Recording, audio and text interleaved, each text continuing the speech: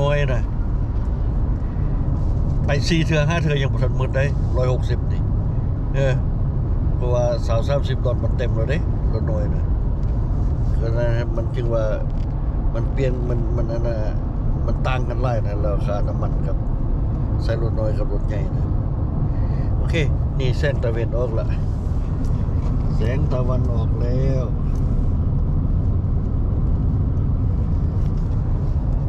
แสงตะวันออกแล้วแล้วก็เดินทางว่าจะมีแสงตะวันนะอุ่นรถนะเมืองแองเกรดนี่นะอลาสก้าภาษาเถอะผมเป็นเมืองแองเกรดว่าจะมีแสงตะวันออกมาด้วยนึงมันมีความอุ่นมาโดนนะ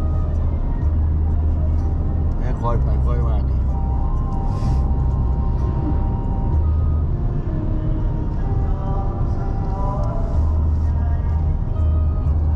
โอเคแล้วขับรถกันโอเคเจอกันน้องป่าหมดแล้วบัดนี้เจอกันน้องป่าหรือว่าหนทางข้างหน้าทายตามไล่ทางให้เบิ่งแล้วโอเค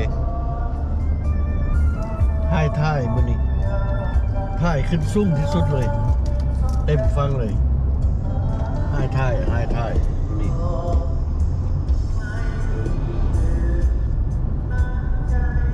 นับเต็มฟังเลยเดี๋ยวดูทะเลดูสูงหรือ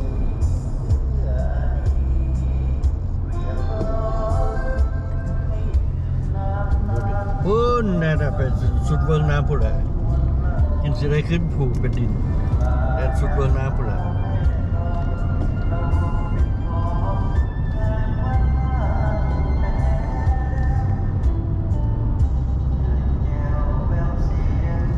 มีแสงแดดออกมาละมีแสงตะวันออกแล้ว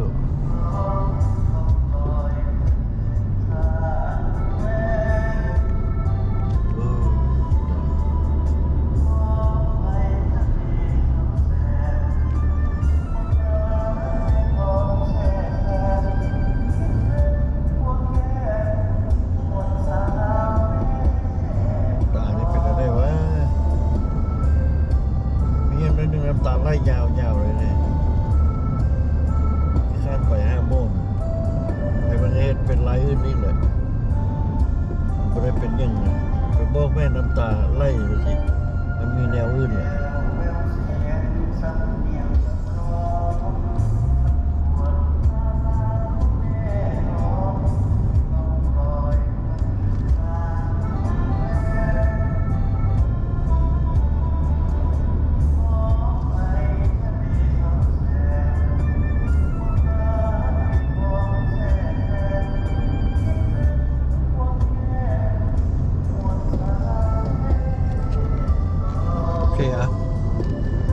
ถ่ายเป็นระยะทางไปให้ถ่ายเป็นระยะไปลงตัวนี้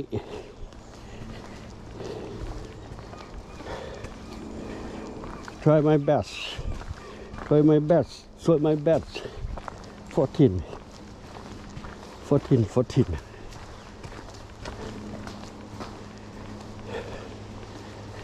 คนมิดสีบางเทือปลามันมาสุ่มหูไปจากนะลองเบิ่งนี่แหละบางเทือป่ามันสุ่มแค่นี้ได้คนมิดเลยคนมันมิดเลยลองเบิ่งว่าที่บ่มีป่าจักตัวลองเบิ่ง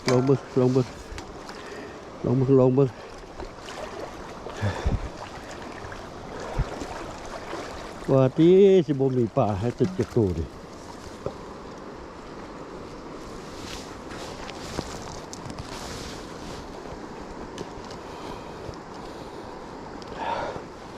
เทียบนี่ก่อน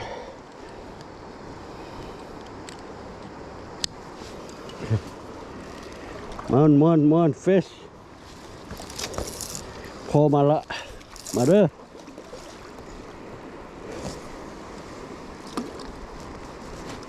มีคนตึกอยู่บ่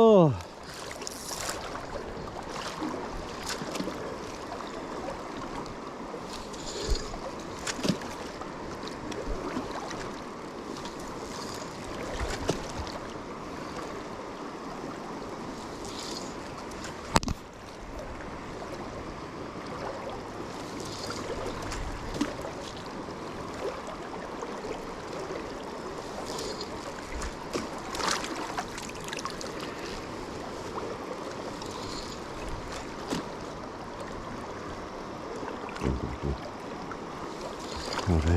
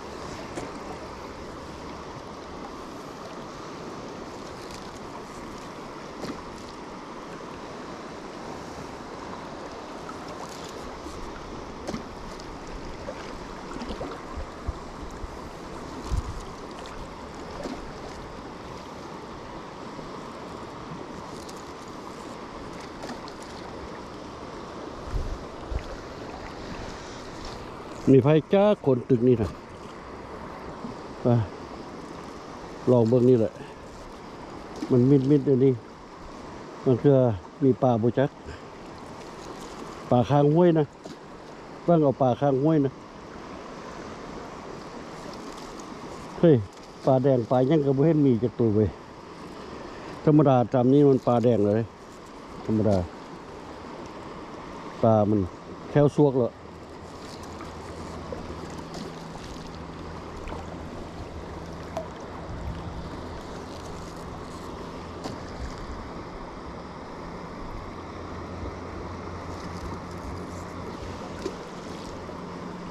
มาลั่งแฟตไมเยอร์มาลั่งแฟตไมเยอร์อยู่นี่กูสปาดยังมีคนตึกอยู่บักนี้บักอยู่ลุ่มนี้ได้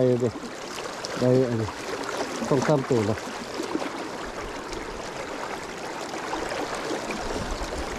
Pink and red the silver come up too the silver come up too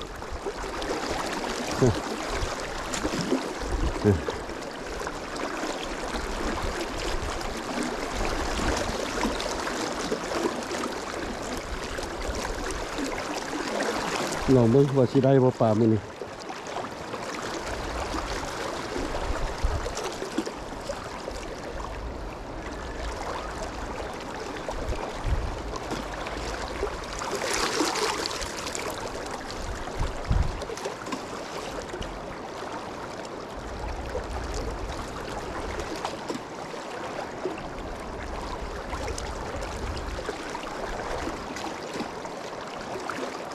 มันเป็นหาดไอ้บนนี้มันเป็นหาดป่ามันลิ้นหาดอยู่นี่แต่มันขึ้นมามันลิ้นหาดอยู่นี่แหละเรียกว่าป่าบนนี้มันปีไร่ลุมพุ่นหมดละ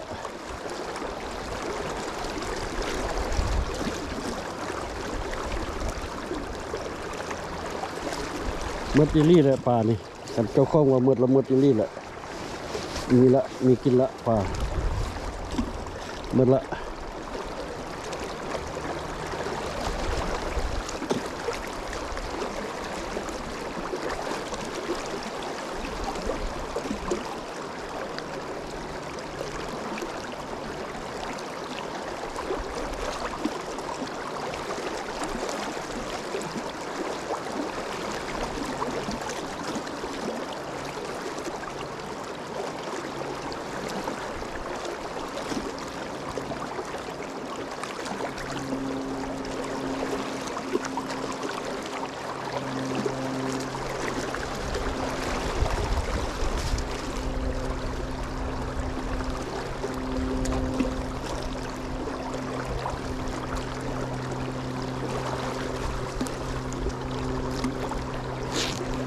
แปลงเบ็ดก่อน Make the light myself, man. Do YouTube? What's your YouTube channel? AK Channel. AK Channel. AK Chanel? Lindsay, you remember his YouTube channel? AK Chanel. AK Channel.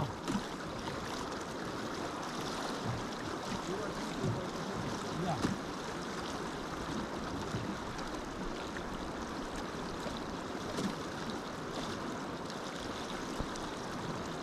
Put my wife on there. She's good.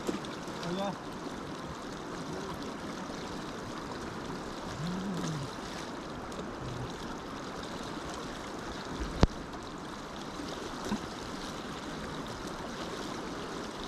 Why is the Nandi? Filipino?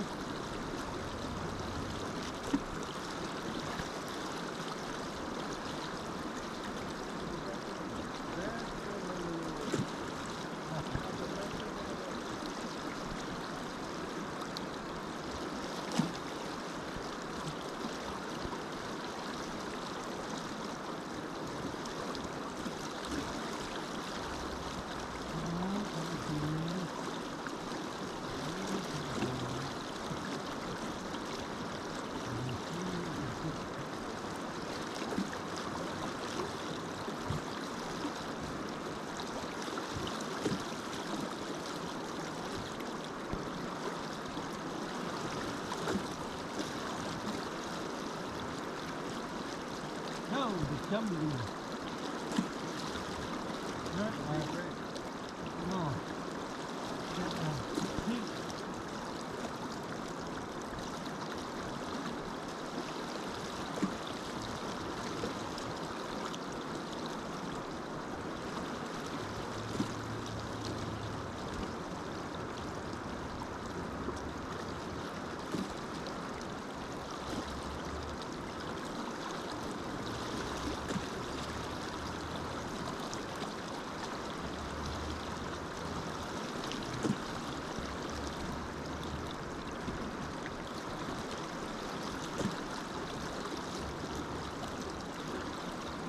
I'm happy water down.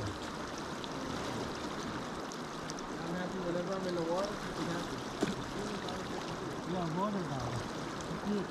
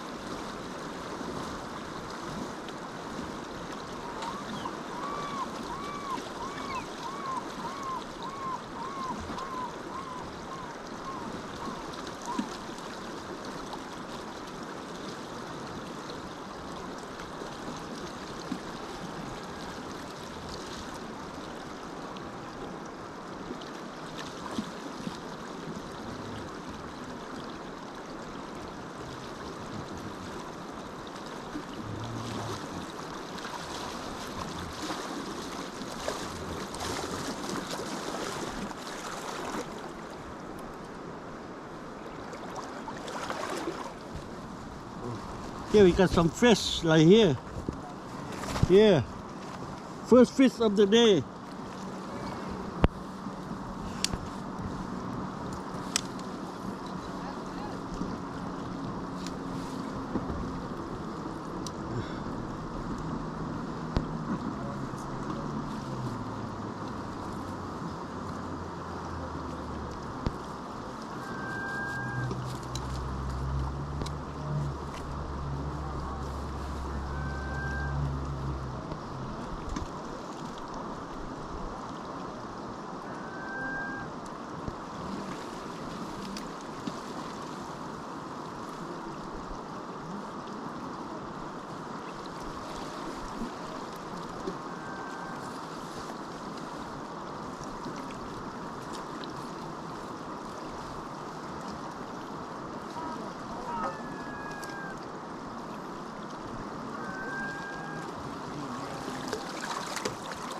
Yeah.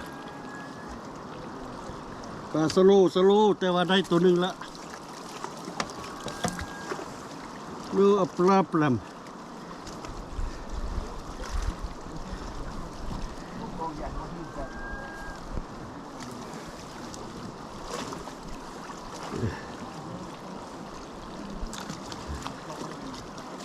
There you go. ได้หนึ่งตัวแล้ว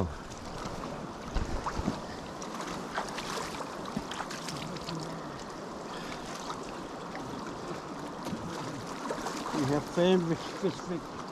Thanks for help. Thanks for help.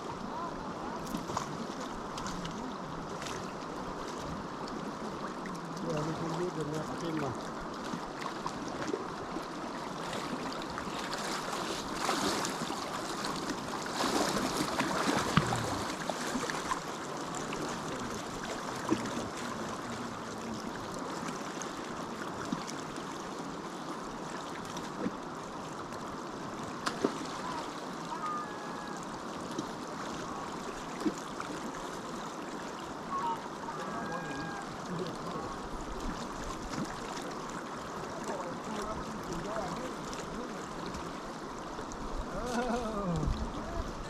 I need that. I got the fish.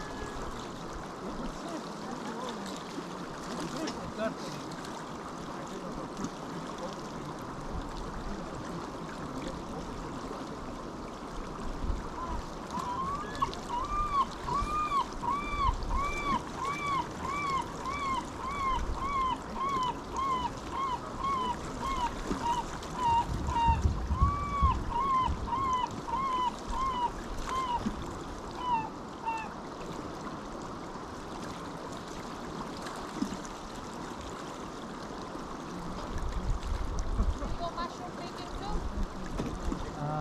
not many sometimes. But my guy over, they go pick up and give to me. The short guy. They went to mushroom pick up over there. Over the Kapulandi Cooper River. Over there. They pick up mushroom over there. But they bring it to me, 1 bucket, that's enough for me. Yeah, I got a friend, Mama Ying. Ying? Saturn. Huh? Yeah. Yeah.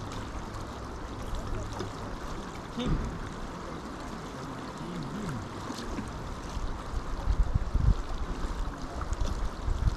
I don't have to go. Even the deep net, I didn't go. I don't think that. With hooligan deep net. Oh, I didn't go I either. know. Fish. Yeah, I didn't go either, but they caught a lot with deep in 2 buckets. That's it. That's what I want.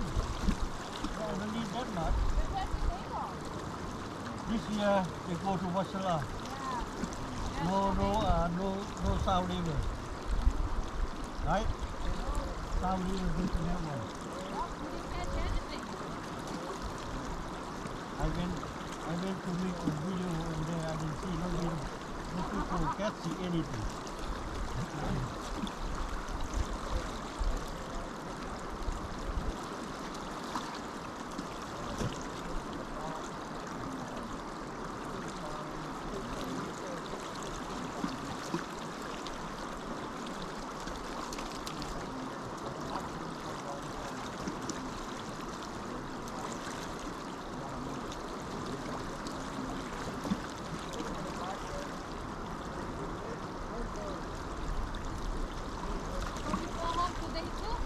Yeah. Come back. Come back again if I want to.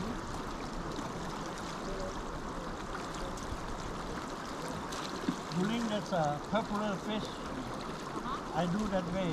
Every day I come here. But this year I didn't catch the fish too much. But during the running a lot, I went to low 48. Yeah, Don't go. Don't leave July.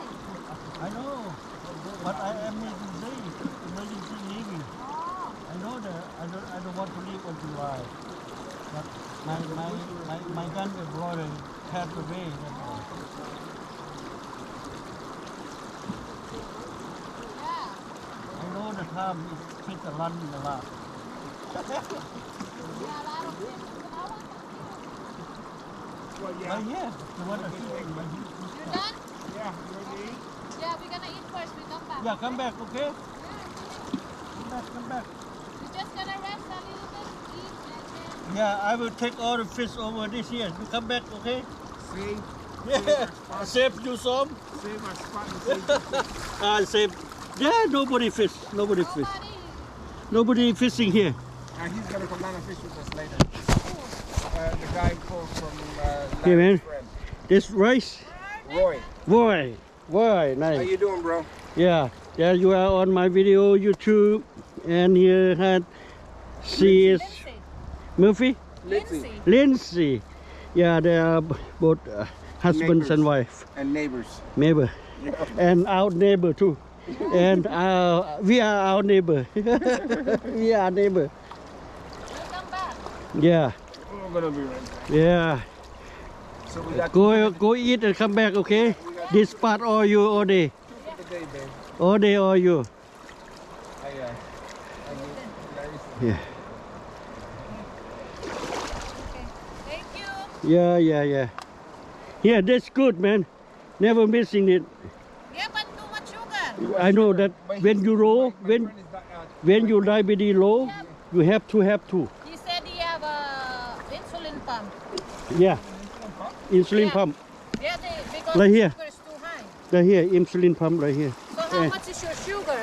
About 400. Here, I have the sensor Yeah. right here too. The sugar Yeah. test right here. Yeah, Blood test. Dexcom. Dexcom. That comes 7. And Omnipod. Wow. Okay, we'll Yeah. come back, okay? Yeah. Come back. Dexcom 7 Yeah, come back. I'll wait for you guys over here. Yeah, my Dexcom 7 is here. Oh yeah. Yeah, we got to catch our fish this weekend because on Sunday it goes back to 3. 3 fish. What is The it? limit goes back to 3 on Sunday. Oh yeah. So wait for us Tournament, here. right? We'll be right back. Yeah, I'll see you back. Where's my pole? Thank you. What did I do with my pole? Yeah, I see you back here. Okay. Too bad. นี่ได้4ตัวแล้วได้4ตัวแล้ว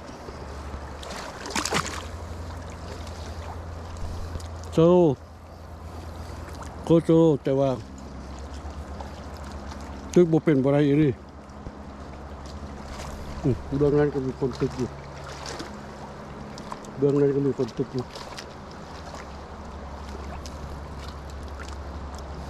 มองอื่นบ่มีแล้วป่ามีแต่มองเดียวนี่แหละยังมีอยู่พอได้ตึกป่าพอได้ตึกยังมีอยู่นี่บอนอันล่างแฟนมาเยอะโอเค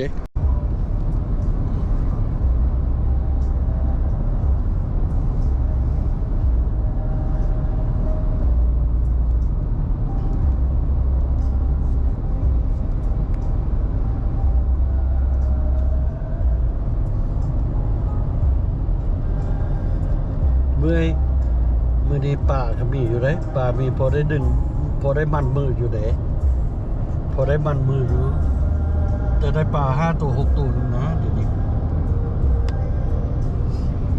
เพราะว่ามันไปส่งมองแม่มองหนึงมันบ่มีจักน้อยละดึงบ่ได้จักตัวมาได้อยู่หลังแฟนไมเออ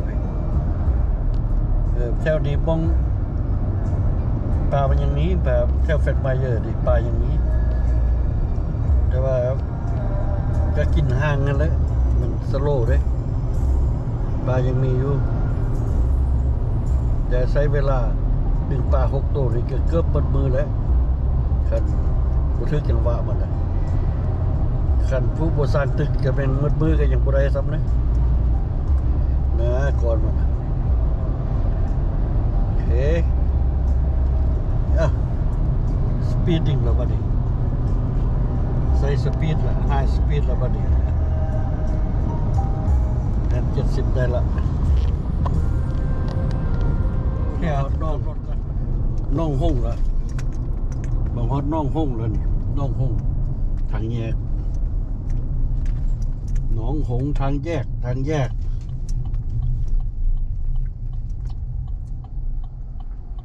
อ้าว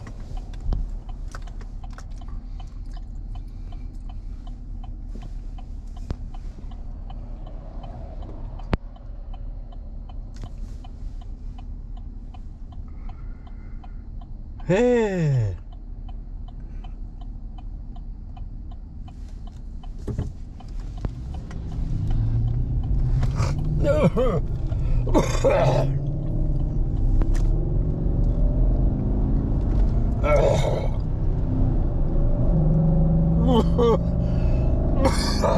ขึ้นผูด้วยนี่แหละขึ้นผูด้วยนี่วิทย์แล้วแปลว่าการนั้นมีแต่ลงผูแล้ว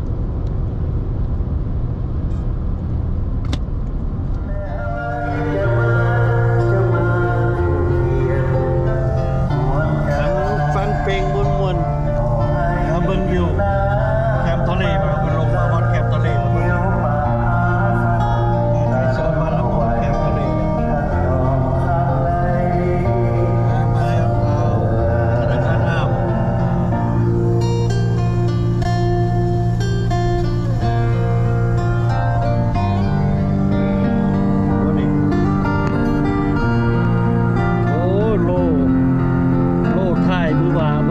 ไปให้ท่ายบัดนี้โลท่ายแล้วบัดนี้โลท่ายฟังเพลงมวนๆห้องเองฟังเองนี่แหละเพลงนี้ได้ยอดไลค์ยอดได้ยอดเพลงประมาณอะไร 7K เพลงนี้นะได้ 7K view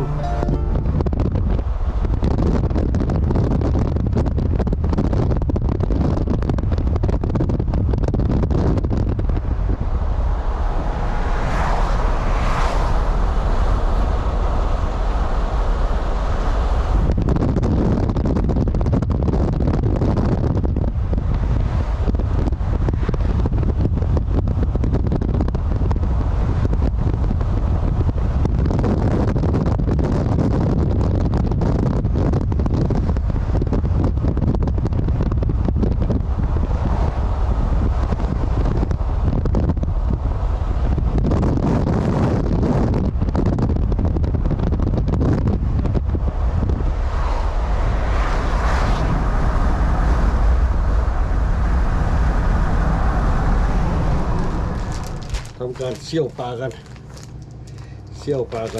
ปลาได้มามื้อนี้5 ตัวเสี่ยวไว้กันได้ปลาซิลเวอร์2ตัวไหมได้ปลาที่ว่าตัวเดียวได้2ตัวปลาซิลเวอร์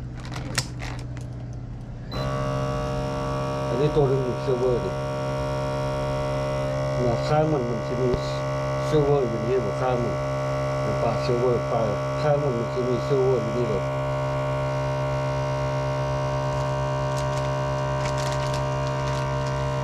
ถ้าตัวบ่ใหญ่ Baby Silver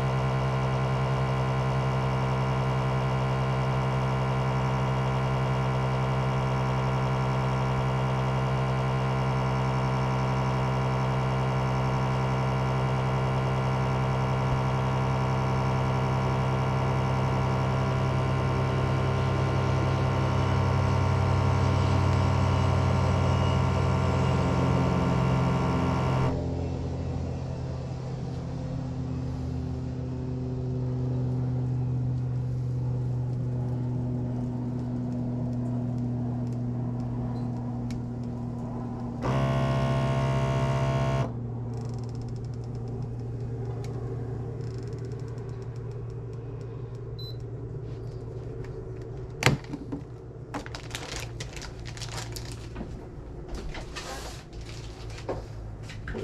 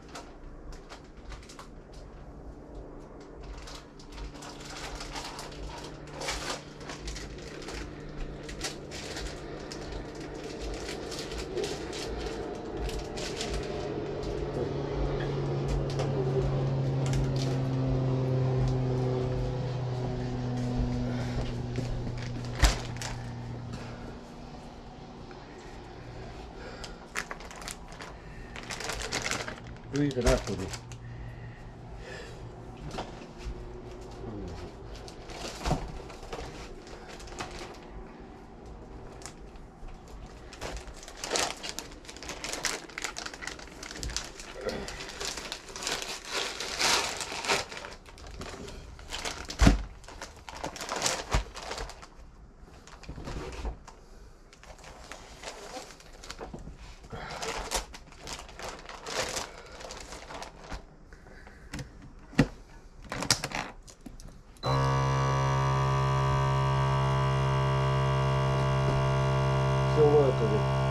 ตัวนี้คักเลยตัวปลาตัวนี้คือปิ้งกินมันสิแซ่บบ่ดิปิ้งกินตัดให้เบิดปิ้งเลยสิว่ามือปลาเซอร์เวอร์ตุ้ยคักขนาด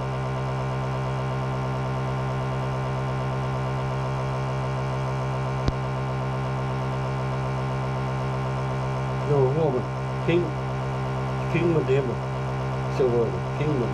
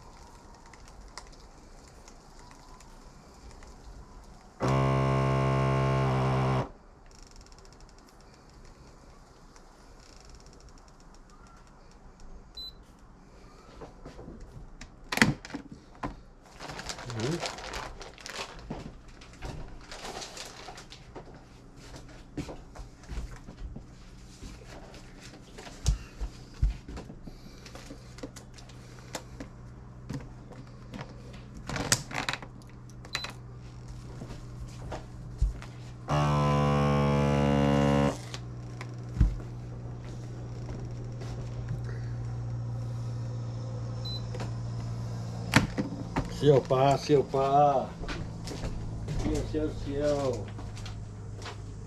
เสี่ยวเสี่ยวเสี่ยว